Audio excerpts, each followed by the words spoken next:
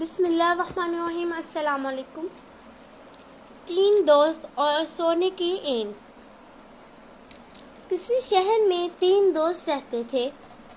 ایک کا نام علی، ایک کا نام احمد اور ایک کا نام ایان تھا۔ ان کی آپس میں گہری دوستی تھی۔ وہ مل کر ہنسی خوشی زندگی بسر کرتے تھے۔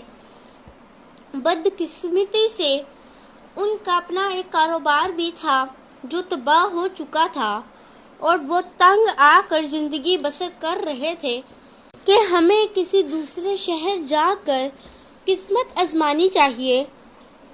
چنانچہ علی نے کہا، ہمیں گاؤں کے قریب چھمرا شہر جانا چاہیے۔ اس پر ایان نے کہا، ہاں تمہارا یہ فیصلہ درست ہے۔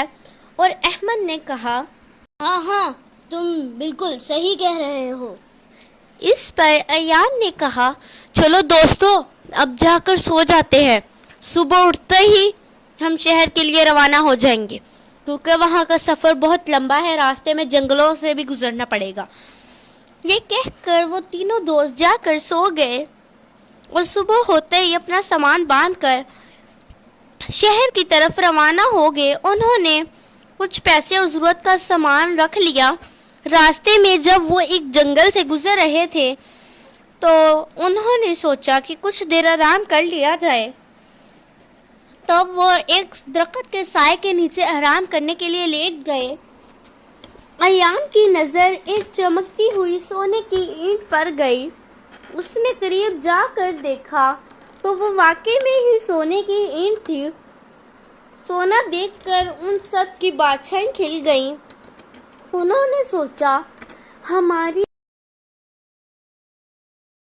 ہوئی زندگی بن گئی۔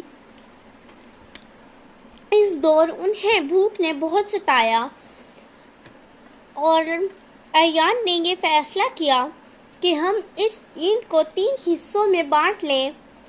اس دور انہیں بھوک نے بے انتہا ستایا تو انہوں نے احمد کو کچھ پیسے دے کر شہر جانے کے لیے کہا۔ احمد شہر نہیں جانا چاہتا تھا تو اس نے علی سے جانے کے لیے کہا تو علی چلا گیا۔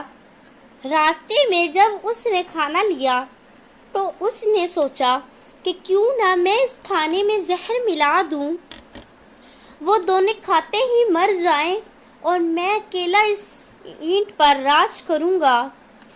اس نے اپنے حصے کا کھانا وہیں کھا لیا اور ان دونوں کے لیے کھانے میں زہر ملا کر لے آیا۔ پیچھے ایان اور احمد نے سوچا کہ جب وہ کھانا لے کر آئے گا تو ہم اسے قتل کر دیں گے، اس طرح اینٹ کو ہم 2 حصوں میں تقسیم کر لیں گے۔ انہوں نے ایسا ہی کیا۔ علی جیسے ہی کھانا لے کر آیا تو ایان اور احمد نے اسے مار دیا اور وہ دونوں کھانا کھانے لگے۔ جب انہوں نے کھانا کھایا تو وہ وہیں زمین پر ڈھیر ہو گئے۔ انہیں کیا خبر تھی کہ موت ان کے سر پر ہی منڈلا رہی ہے۔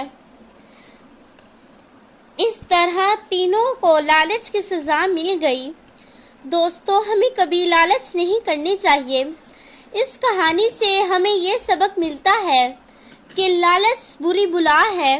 آپ مجھ سے وعدہ کریں کہ آپ کبھی لالچ نہیں کریں گے اور ہمیشہ ایک دوسرے کے ساتھ محتاط ہو کر رہیں گے۔ دوست کا مطلب یہ نہیں کہ جو آپ کے قریب رہے، دوست کا مطلب یہ ہے کہ جو آپ کے ساتھ بیٹھا ہے اور اگر آپ سے بات نہیں کر رہا تو آپ کو پھر بھی خوشی محسوس ہو رہی ہے کہ وہ آپ کے ساتھ بیٹھا ہے۔ دوستو، آج کی کہانی ہماری ختم ہوئی۔ ملتے ہیں اب ہم اپنی نئی ویڈیو میں۔ ہمارے channel local mix Alizeh Khan کو لائک، شیئر اور سبسکرائب ضرور کیجیے گا۔ ملتے ہیں اب اگلی ویڈیو میں، تب تک کے لیے اللہ حافظ۔